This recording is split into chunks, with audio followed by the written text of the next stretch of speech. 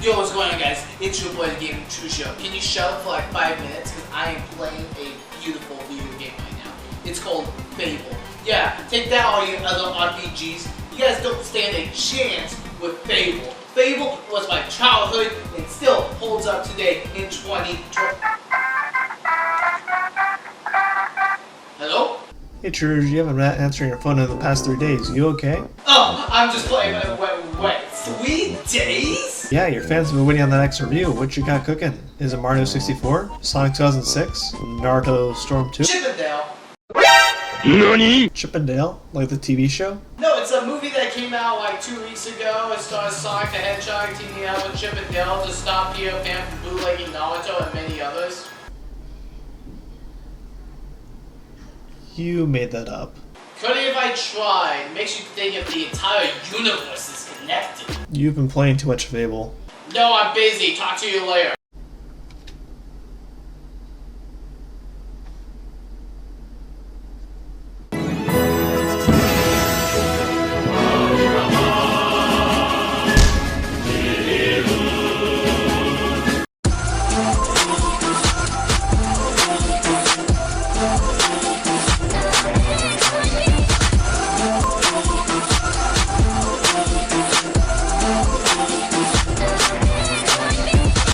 Well, hello ladies and gentlemen. Hopefully you guys are having a fantastic day. I know I am. First off, I want to say that this is my first podcast review I've done in about 2 years now. Last one I did, I believe, was in 2020 when I tackled the Phineas and Ferb movie. So this, excuse me if I'm still like ahs and ooms all over the place, so please excuse me for that. But welcome ladies and gentlemen to the Chip and Dale Rescue Rangers podcast. This is essentially a review podcast that I kind of used to do back in my smaller days of YouTube, and now I'm back at it once again with Chip and Dale Rescue Rangers. Now, this movie, oh my gosh, I don't know what the diversity is, but on all honesty, I love this movie. This is probably one of my favorite movies of this year made by Disney, because it's kind of toe-to-toe with Sonic 2, I'm not gonna lie, and even like Multiverse of Madness, I kind of classify that as like a Marvel movie, and it's still a good movie in its own right, but it's definitely not giving these two movies like any sort of like rivalry. I love both of these. But we all know something that's kind of funny. When I was researching this, I realized that this movie had such a big diverse opinions of it, and it's like, oh, it's because they have like the being meta, and they're talking about all the different topics that they're going to be talking about, which I'll get into in this video. That, and also it's another like crossover thing, which nowadays we kind of see a lot of, especially I think it was what Endgame and Infinity War kind of like was leaning towards for a long time. And so I get it. I get that there is like people that are not going to like them crossovers as much, but heck it, I really do love like crossovers in video games and movies. Anytime that they have a crossover, I am there for it. I love it. I love the idea of taking two of my favorite franchises and crossing over with it together. Now, I didn't know that it was a crossover going into this. I thought this was just a fun Chip and Dale movie kind of set in modern times. I didn't think it was going to be this giant love layer to media and to a bunch of other like franchises. And it was definitely a warm, welcoming surprise, and I absolutely enjoyed it. Well, before I get started, I'm going to say this. I want to give a couple disclaimers out of the way. First off, if I go and and and just like random pauses, I apologize. I'm trying my best to record this. This is like my 5th attempt trying to record audio for this podcast, so please excuse me. But also, this will have spoilers of the movie thrown in there, so if you guys don't want to get spoiled, please leave the video right away. But please come back and of course give it a good old like and slap that subscribe button. I never do that. I never tell people to subscribe to the channel, but that just kind of rolled off the tongue, so we're going to go with it. Let's get into this review. So basically, the Chip and Dale we know, which is the Chip and Dale TV show, which I guess I should kind of say before we get started, I'm not I never watched Chip and Dale, like the TV show, like at all going into this movie, because I never like had the opportunity to, like, even when nowadays with Disney Plus, I don't have full access to Disney Plus, mostly because Wi-Fi at our house is actually terrible. And whenever I get around to like thinking about watching stuff, it's always like late at night and I have other projects to do. So please excuse me for my lack of Chip and Dale knowledge. But regardless, this movie basically kicks off with Dale getting transferred to this school.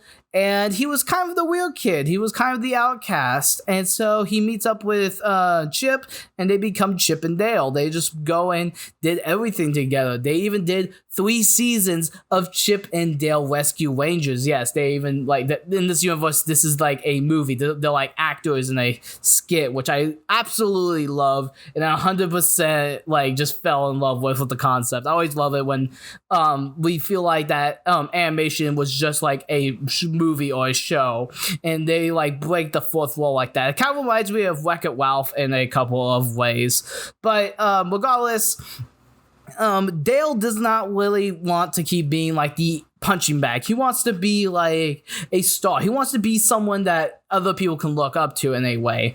At least that's the best way I can describe it. But Chip kind of just like does not want it very, very much right away, and they ended up breaking apart. The movie never came out that Dale wanted to be in, and it was just basically just like a dark age for them, where they essentially split off. The other characters like Gadget and gosh, I can't think of the other guy's name. I can't think of the guy's name, the big guy. I think his name is Wesley. I'm going to say Wesley, and I know that someone in the comments is going to be like, you got the name wrong, and I'm going to be like, I apologize. I'm going off of memory here. Please let me be. But, yeah, so Wesley, essentially, calls them years later, because it turns out that other tunes are basically disappearing. Other cartoon characters are disappearing, and no one knows exactly what's happening to them. And so Wesley calls up Chip and Dale is now walking a 3D CGI like look to him, rather than the original 2D art style. And Chip is still in like that 2D art style a little bit. Like he never got the surgery to like make him look all fancy like that. Yeah, so in this universe, if you want to look CG, you just have to get a little bit of surgery done. Hopefully it's painless. But yeah, basically Chip is just essentially just a salesman, and Dale is a social media rock star, kind of. Apparently he gets a lot of followers and a lot of requests, definitely a lot more than I do. But he goes to conventions, he hangs out with other people. It's amazing. And one of the people is, yes, of course, the Ugly Sonic. I will be very concerned if Ugly Sonic like just showed up out of random nowhere. I was dying out of my seat. Like I was actually like caught off guard. I'm like, they didn't actually and they did, and they made him like a reject story. Like the world rejected him because he was ugly, but the new Sonic was beautiful, and it was like it kind of touches on like that whole saga with the Sonic the Hedgehog movies.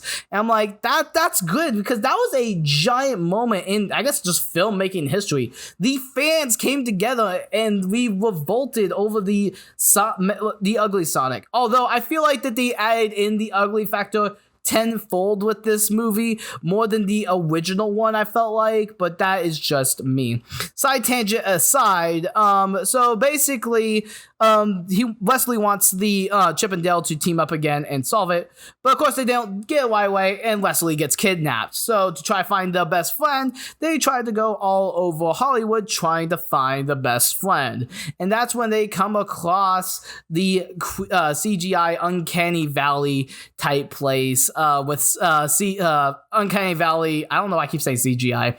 Uncanny Valley Seth Rogen as a dwarf looking thing from Lord of the Rings. I have no idea what this is.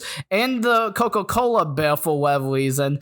And the boss of the operations, Peter Pan. Yep, Disney's Peter Pan, which is now voiced by Will Arnett, I almost forgot his name, is the main like antagonist of the entire movie. And his story is like, oh, I hit puberty and Hollywood rejected me. So I went and decided to kidnap all these other types of people and basically make bootlegs of a bunch of different movies. It's pretty crazy, man. And I'm just feel like I'm scratching the surface of like the amount of like layers that does. Like it's I can barely comprehend it. So I apologize if I'm not going to the best detail.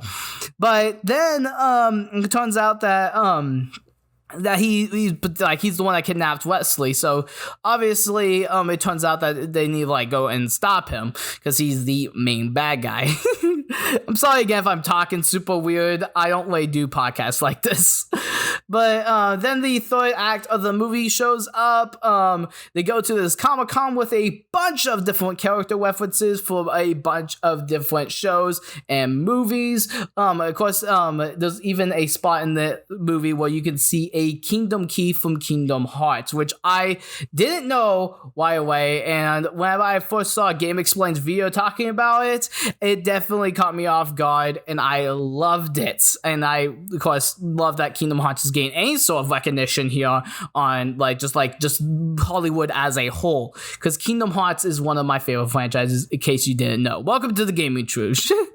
But anyway, and so turns out that a lot of these people are way like bootlegged and everything, but then near the end, they save the day. Dale gets shot, and it turns out that Chip and Dale get back together because he actually didn't get shot. It's, again, I'm just scratching the surface of this movie's plot. There is a lot that goes on with this story, and I feel like that you guys just kind of need to sit down and watch it. Don't take my words for it because, oh my gosh, I feel like I'm doing a horrible job just explaining the plot, but it's really good. It's filled with a lot of character, with a lot of charm. The CG with the 2D and everything, just all the different art styles, it's just beautiful. And I commend the heck out of whoever made this movie because, oh my gosh, this was a lot.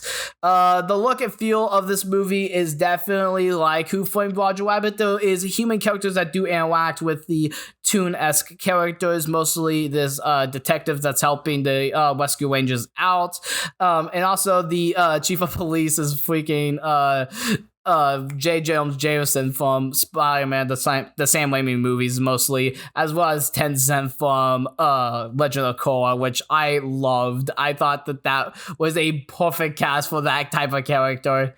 I was giggling the entire time he was on screen. I love that guy so much. But other than that, I really do love how everything is like feels. I like the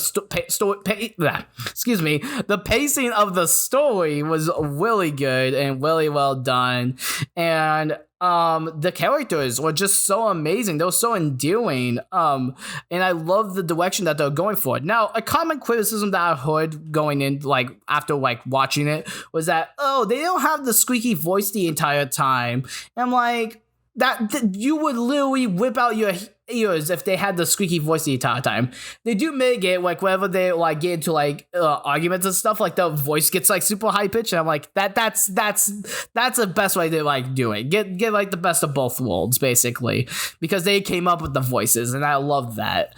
And then some of the other characters like Gadget, and I think it's Gizmo is the bug guy. I think that's what they're called. I don't know. Again, guys, I am very much a casual Chip and Dale fan. I need to fix that. Mostly when this video goes up, I'll probably rewatch like at least the fourth season to see if it's up my alley. I love a lot of shows like that, but definitely I'm going to have to like binge watch like the entire seasons and stuff like that at some point.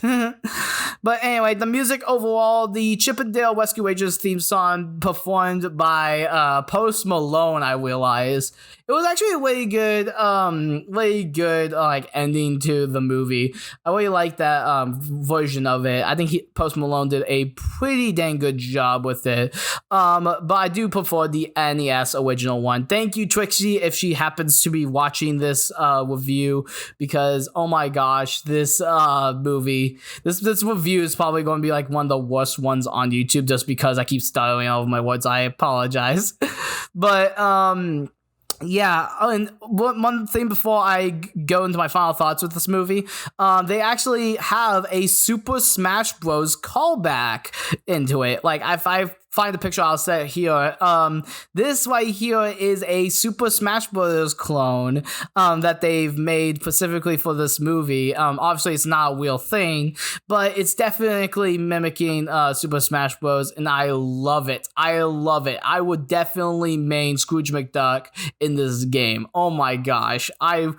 If this becomes like an actual thing, like if fans decide to make this a reality, you could bet $100 I am playing the heck out of that game.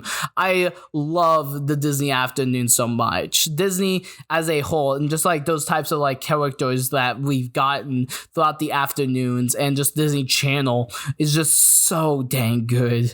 Overall, this movie is a must watch for me, especially if you're a fan of animation, if you're a fan of Disney as a whole, if you're a fan of the Disney franchises only, you're definitely going to enjoy yourself here. Even me, as someone that's basically a like Chip and Dale newbie, I fell in love with this movie so much that I honestly like want to go back and watch all of the Chip and Dale stuff, because it's just so dang good.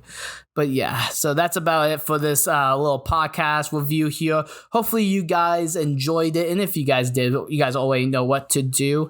One thing I do want to bring up in this review is that we are starting the summer of RPGs for live streaming. So that means from June to the end of August, we are doing nothing but RPGs left, right, and sideways. And so if you guys like that type of thing, maybe make sure you guys go follow me on Twitch.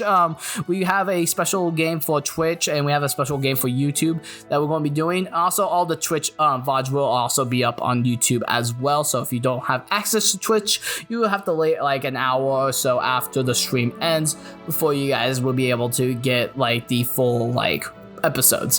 But thank you guys so very much for watching this review though. Have yourselves a fantastic night, and you guys already know the saying, keep gaming.